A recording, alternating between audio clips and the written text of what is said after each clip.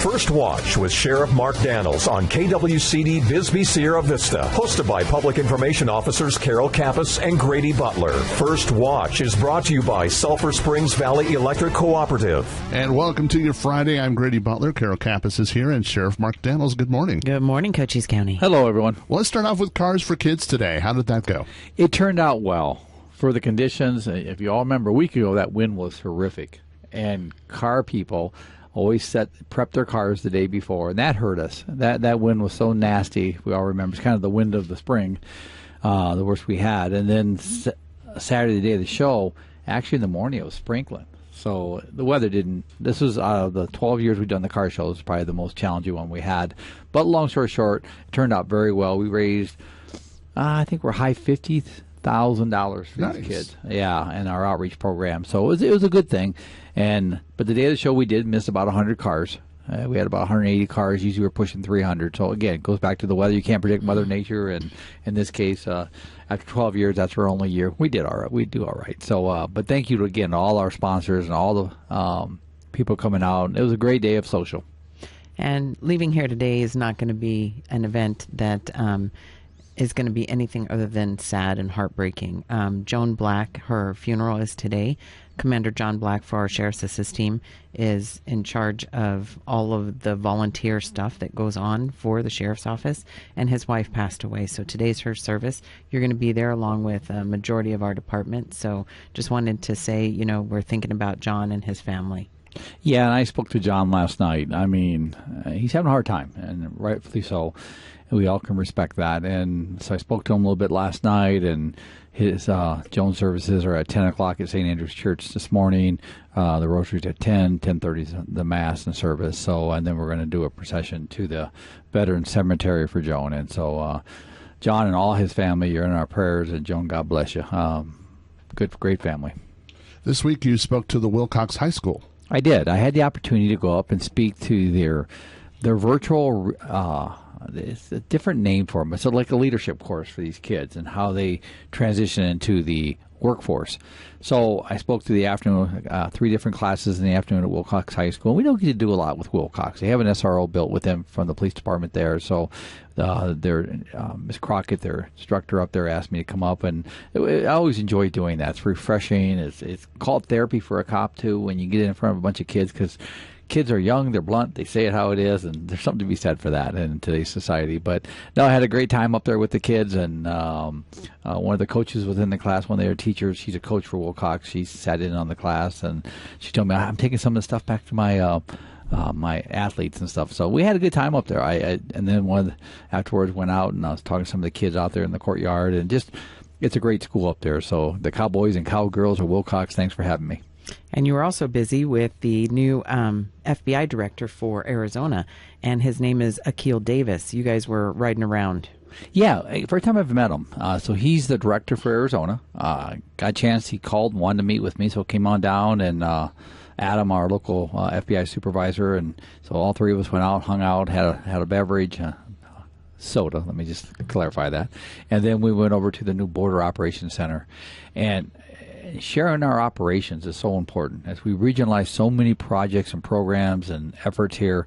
One that we need to enhance on is our FBI. I mean, they're a very small office here, so we're going to do some things. I'm excited about it. But Akil was I was very down to earth. Enjoyed the conversation, enjoyed the time with him, and I look forward to working with him more, and from not just here locally but also statewide.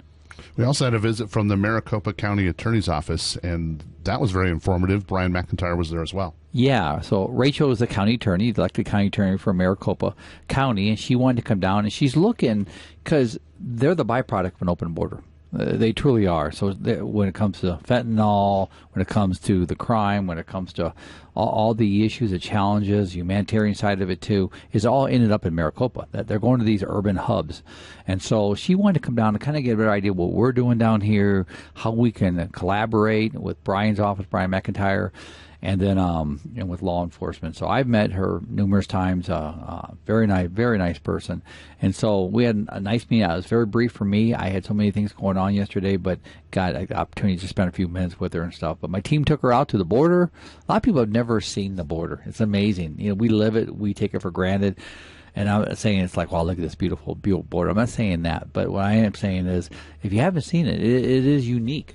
It's not unique to us, but to most people, they want to come just take a look at it and see the diversity within our border and the border security plan that surrounds it. But so, yeah, had a good time with Rachel, and we'll see what we can do. This collaboration that we continue to do, not just internally within our state, but beyond, has a win tag on it. It does. There's going to be a win-win at the end of the day when we're all working better. If anything's forced us to do is, and that is come together, share intel, share operations, and share each other. And at the end of the day, I think we're going to be better off. And one of the things that is a perfect example of doing that is the Sky Island Regional Partnership that is formerly the Sierra Vista Chamber. What was it called? Sky Island Regional Partnership. Yes. We were all talking this morning because they changed it, and it's hard to. I'm trying to get that new name embedded in my head, and it's like Sky. I got to write a memo. Letter today to them, so I have to. It's good we're going over the Sky Island Regional Partnerships, which is great. I mean, they're Brandon and Melanie over there and her team, and so it's great. But it's just trying to get that recognized here. And they had their leadership group that came through yesterday in Bisbee. They did. That's their Chamber of Commerce leadership course. They do it every year. I think it's great. And I went through it, I think, class 2 or 3. Carol, you've been through it. And Grady, we need to get you through that because it's all about networking. It's community leaders and businesses and organizations coming together. There's around 20 every class. And I think out of all the years they've been doing it, we've always had somebody in it except for 1 year. And but it is a good time to network. And so they came down, spent some time with us yesterday, had lunch with us in Bisbee, all the community leaders, and I spoke to them for a little bit. And then we ran through a bunch of scenarios, took them through the jail. And the jail is kind of a deceiving thing. You look at our jail; it's 40 years old. The paint looks good on it, but it's like lipstick on a pig. It really is. It's oh, that's nice. But when you get inside, it's like ouch. So, but it was a great visit with them. Thanks for bringing them down there. We're glad to be part of that. I'm glad to support the Regional Islands Sky Islands Regional Partnership. There we go. I'm gonna get that down. So old radio, Paul Harvey used to tell the rest of the story, and you rescued a dog. So now we have kind of an ending to that story. Tell us what happened. You know, I remember as a kid, Paul Harvey. Yeah, I mean, I just had that voice, for radio, you know. But months back, we had a dog, and Nikki, my wife, and I found a dog up on I-10, and that it's amazing. That went viral. It did. So we found this dog, and it had been abandoned by the owner who lived in Phoenix. We actually, one of my sergeants and I went to Phoenix and actually charged her. The dog was chipped. That's how we located her. Her. Then she initially declined and denied about the dog. It got out of my yard and things like that. Well, that didn't happen. So she finally admitted that. She brought it down here and it was abandoned. So long story short is she was charged. My understanding was she was put on probation. And I'm the type of person, I'll be honest with you, abandon a dog. I mean, that's a pretty cruel thing. I mean, but I'm not the judge. And but then the dog, I found out yesterday, was officially adopted by the foster parent, is what I understand. So Autumn from our animal control, Autumn Wiederman, thank you so much for all the support and help on that, but also for the community to rally around Henry. Henry's a dog, and finding Henry a home. So Henry, we wish you a nice, relaxing life the rest of your time. And so we've had some people that have been with our organization for varying different times, and they've decided to go to the other side of the fence and do different things and grow, both in their careers and their lives. So you just want to give a shout out to the 3 of them that are leaving us. Well, let me start with Bobby Durfus. That's a popular name here. Bobby worked the roads, the road, many, many years at the sheriff's office. Good friend of mine, still is to this day. Then left for Marana Police Department, retired up there from Marana, and then came back as a reserve. So Bobby is now, he lives in the Tucson area. He's going to, my understanding talking to him is he's going to officially retire from hanging up the badge and gun. He's done his time, and I think he's got about 30 years in, 30 plus years. So, but Bobby, thank you. And Sean Dugan's another one. He's a deputy up in the Wilcox area for us. Sean had 20-some years with Florida law enforcement. Came out here and spent the last 6-7 years with us, and now Sean's in the same boat. I mean, you get to a point, that expiration date, you get to see it, then you're like, okay, it's time to go. So, Sean, thank you so much. And the last is a younger deputy of ours, Val Aldred. His dad's a DPS officer, retired here, now runs my search and rescue team, but his son Val's been with us 5 years, maybe 4 years, something like that. He's going to stay on reserve, but he's going to go to a new endeavor. This is a tough job, and there's no foul in me saying, that it's a tough job. Whether you work in corrections, you work in support, or you're working on the road. I mean, we're dealing with a lot of complexities right now.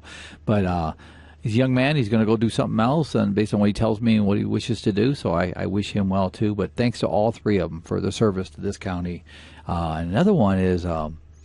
We have a detention officer. We'll talk about him next Friday, who just stepping up. He's going to go work for the Department of Corrections. But I want to thank him, too, and we'll get that next week when he officially leaves. But thanks to all the people that work here. Our men and women are the backbone of our success. On the Sheriff's Office Facebook page, you're going to see right at the top, Operation Safe Streets made some apprehensions last night in a pursuit, and there was some car crashes. It was very exciting. So tell us what happened in that pursuit last night. Yeah, it is exciting. It's exciting the fact that, the adrenaline's up, the people are on edge, that kind of excitement. It's not a fun excitement. I mean, it's not like riding a roller coaster, even though it can be scary like that. And this one last night got scary. 90 miles an hour in through the neighborhoods, up through the schools. This happened about 2 in the morning, I believe it was. It started just before 11, and they ended up searching for the driver until after 2. Yeah, I know it was a long night, and we were notified. But long story short is one of my deputies went to make a traffic stop. The car hesitated to stop and then took off, which is common for us. We see it all the time. You can look at our Facebook page. We give you samples. People ask me, why don't we put them all out there? Well, it's only you and you guys to do that. We don't have all that time, but cars took off, went up, they don't know where they're driving. That's the other problem. And so they got up by Buena High School, spun around between Sierra Police Department, Sheriff's Office. We did everything we can. Finally, the tires shredded off the front, and foot chase through the neighborhoods, like I said, around midnight, and we got everybody except the driver. The driver is still outstanding on that, so be vigilant. If you see somebody suspicious, please give us a call. Second thing is it did cause damage to both the Sheriff's Office vehicle and the Sierra Vista Police Department's vehicle. So, again, these are dangerous pursuits. The public has just been outstanding when it comes to being vigilant toward us when they see the red and blue lights. Again, if there's any positive, that would be the positive. But we continue to do our part. Well, we're not going to stop that. I've said it before. If we turn our heads on this, what's going to happen is those gates will be wide open. You think it's bad now. Open those gates completely, ignore the problem, and they will flood our county. And when it comes to this international smuggling for drugs, people, and the other thing people forget, if it ain't for us, who's protecting those migrants right now?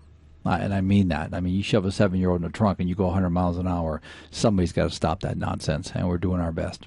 And the wheels of justice take some time for the adjudication. So we're constantly being asked, what's happening with these people? They're just getting a slap on the wrist. They're just going. Specifically the drivers. So we don't have an identification on the driver yet, but they are continuing the investigation. And just for future reference, we have a girl that's being brought back from Kansas City, Missouri, and she was a load driver, and she got arrested. She got booked into our jail, and then she was released because of, again, the adjudication, the whole criminal justice system, and she failed to appear. So we're spending good money to bring her back to Cochise County to face those charges. So it's not something like we just say no harm, no foul. We do follow up on that. I always tell people, and probably 90% high, people are very complimentary of our limited resources with a lot of effort. Let me rephrase that like that. And we are doing everything we can. We're a rural county with limited budget. We don't, if it wasn't for the state of Arizona supplement and us working together as a shared mission to get these bad guys, and they're bad guys. They come down here, they have no respect for this community and the people, or the people they're hauling, or the dope they're bringing in to kill people. I mean, we're doing everything we can, and we're not going to stop doing that. They're just, I wouldn't sleep at night knowing that we're not doing anything about it, and we're allowing that to happen. Now, other sheriffs and police chiefs that say, well, we're not going to touch that. It's not our problem. Well, it is your problem because it's a community impact. It truly is. And when you got cars going through your community 100 miles an hour, you're letting illicit drugs that's going to kill hundreds of people come through your community and you don't do anything about it, shame on you. So, again, we're going to continue to do our part. I want to thank Brian McIntyre and his team, Lori over there, all the stuff they're doing, bringing people back from Kansas that have been involved in this. This guy that drove the car last night, well, this was a fictitious plate on the car, which means it's stolen. So But we will work it. We'll work it all the way to Phoenix, wherever we need to do to try to find who the driver is. And we've been very successful on that. And that's the partnership that we have with our troopers, our federal partners, and our local partners. So we're going to do everything we can, I promise you that, because we don't want them to come down here, get away, then they'll be back tomorrow. No, we're coming after you. And we also encourage people to lock your car doors. I know Sierra Vista has had, historically rashes of thefts where people leave their car doors open and they steal anything from change in your little cup holder to a gun. But lock your doors in your cars and even lock your doors in your home. It's really a good safety practice. Even if you're home, lock your doors. If it's not night, you're not going to bed, you really should be vigilant because, again, we'll still be looking for the driver of this vehicle, but don't make yourself an easy target. Yeah, harden the target. We've said that. It's been a community practice for many, many years by law enforcement sharing with our partners is harden the target. You walk up and the door's locked, they're going to move on. I mean, hopefully they move on. But if you leave it open, they're coming in. You just made that a very soft target and easy access. So, again, lock those doors. Some of that, and this is a good safety message, some that really, you come into a convenience store, you get a soda, and I visit those quite often. People know that. But cars running, and there's nobody in the driver's seat, nobody in the car, windows down. You can jump in and go. And we've had that happen. We've had it happen with kids in the back. So, again, harden the target. Take that extra few seconds. Sadly, we have to do that because evil lurks, and there are people that will exploit your kindness. Let's put it that way. Well, you mentioned budget, and you'll be presenting the budget this Tuesday.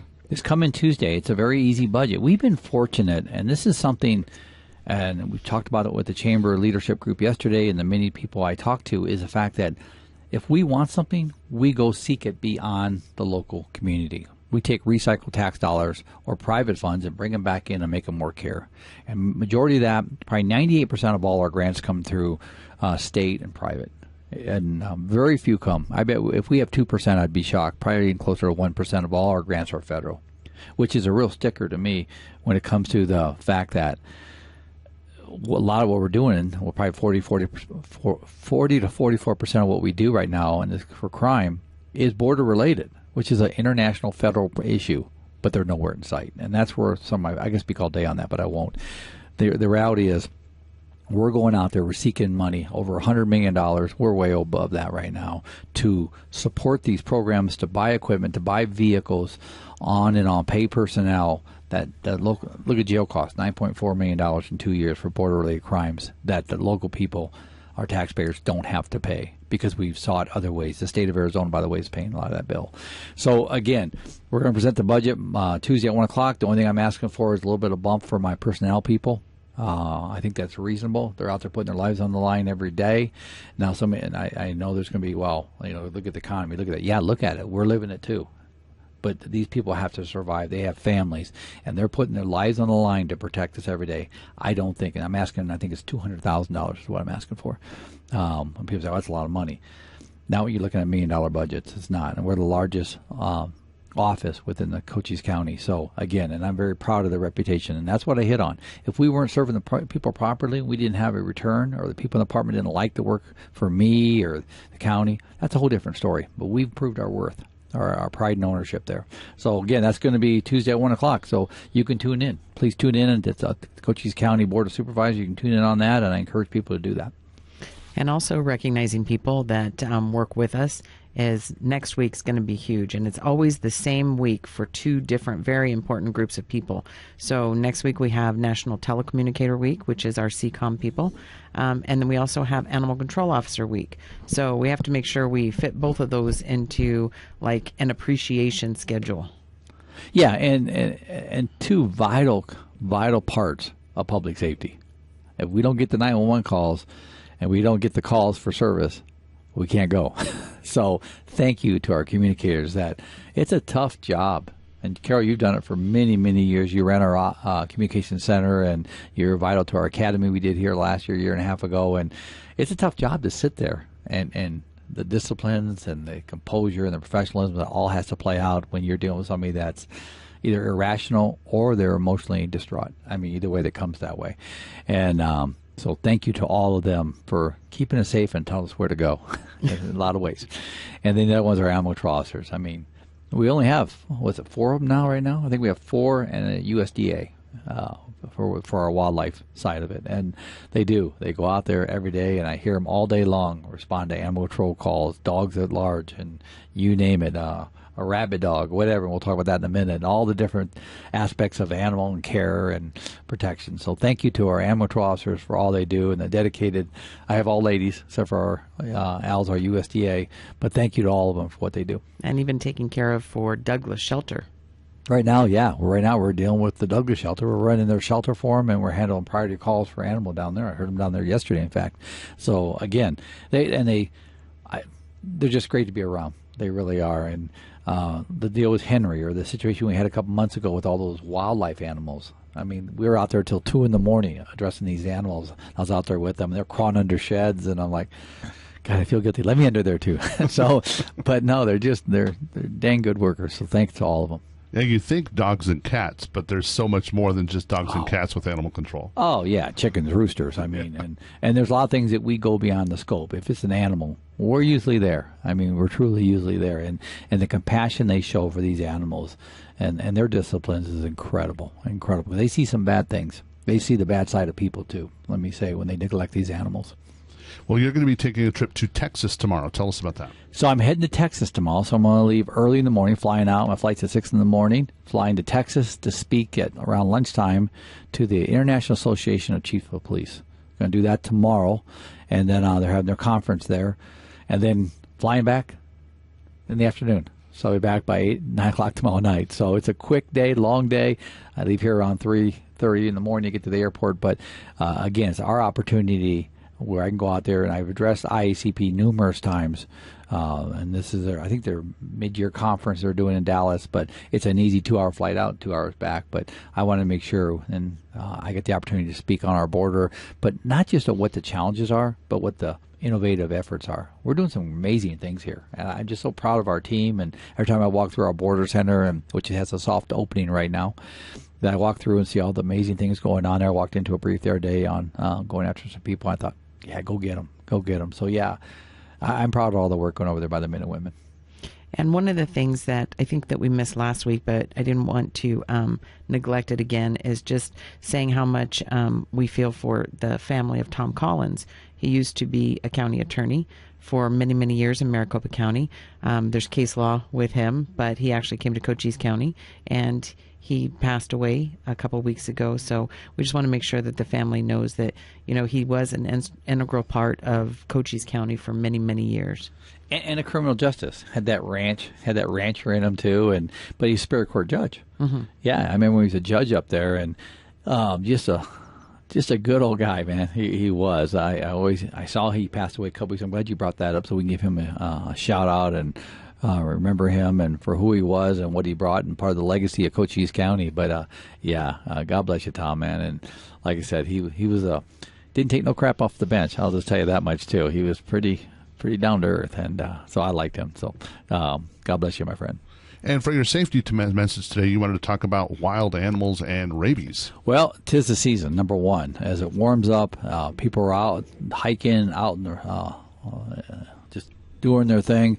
And we live in a community where wild animals are out and about. And they got their place, we got ours. We've got to respect each other. And animals might not get that, but we need to understand that. But second of all, rabies. Rabies are a big thing right now, especially up north, Carol. I guess that's right. Really big right now. So if you see an animal that's not acting normal or not behaving normal, they say don't feed wild animals. I'd reemphasize that thought. Don't feed them, because you're inviting them into your world. That might be a bad thing, especially if they're rabid. If you got something like that, call 911, call your local law enforcement, let us address it. And we have, like I said, we have a USDA personnel that works directly with us for feral animals, so he'd come out and address that so we can do it. I'd rather be safe than sorry, because once you get bit, ouch. Stand by for the rabies. And they need make sure everyone have your animals vaccinated. That's really critical, because it is looking like it's going to hit Cochise County sooner rather than later. And neutered. Let's go ahead and put that out there too. And neutered. Yeah, as Bob Barker from The Price is Right said. Spay and neuter. Spay and neuter. Remember, that was his closing slogan there. And I would applaud that statement too. Let do that, because if you get bit by an animal that's rabid, I mean, and that the prevention on that, or not the prevention, but the medicine on that. That's pretty nasty, I say. So please don't put yourself in that position. Well, Sheriff Mark Daniels, we thank you for coming and talking to us today. Grady, Carol, everybody have a great week. We'll see you next week. And Carol, who do we have coming in next? We have Eva McElroy from the Salvation Army. First Watch on KWCD Country is brought to you by Sulphur Springs Valley Electric Cooperative. Giving you an inside look to your sheriff's office. Let's go back to First Watch on KWCD. And it's brought to you by Sulphur Springs Valley Electric Cooperative. I'm Grady Butler. With me is Carol Kappas and our next guest. Welcome back, Cochise County. And Eva, thank you so much for being here. So tell us a little bit about what's going on. Well, the Salvation Army is having its annual yard sale on 26 and 27 April. And this will be from 9 in the morning till 2 in the afternoon. It's Friday and Saturday. We are still accepting donations. If you have gently used items, clothing, kitchen items, any household goods, even furniture, we can accept all of that between 9 a.m. and 1 p.m. Monday through Friday at our location on Wilcox Boulevard.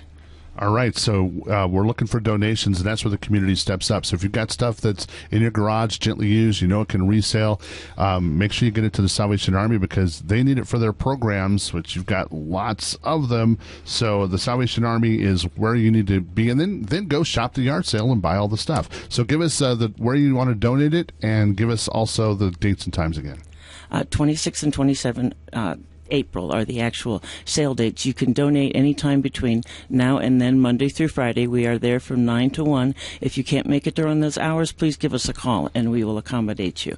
520-459-8411. And again, this is our annual yard sale that started because there's no longer a thrift store here. Right. But our objective is not only to raise a little money for our programs, but also give up the community an opportunity to get some really great stuff at rock bottom prices. There you go. All right, so this is a way that you guys can help the Salvation Army. Well, we thank you for coming and talking to us about it today. Thanks for having us. We appreciate you. You bet. And Carol, how do they get a hold of us at the Sheriff's Office? Reach out at Cochise County Sheriff's Office, Sheriff Mark J. Daniels. That'll be our Facebook page. That links you to our social media for Instagram and for X. Give us a call, 520-432-9500, or our email address. If you have something to report, don't forget, sheriffstips@cochise.az.gov. And if you have an emergency, dial 911. First Watch on KWCD Country is brought to you by Sulphur Springs Valley Electric Cooperative. You've been listening to First Watch, brought to you by Sulphur Springs Valley Electric Cooperative. Keep up to date. Follow the Cochise County Sheriff's Office on Facebook and tune in next Friday, 7 a.m. for First Watch right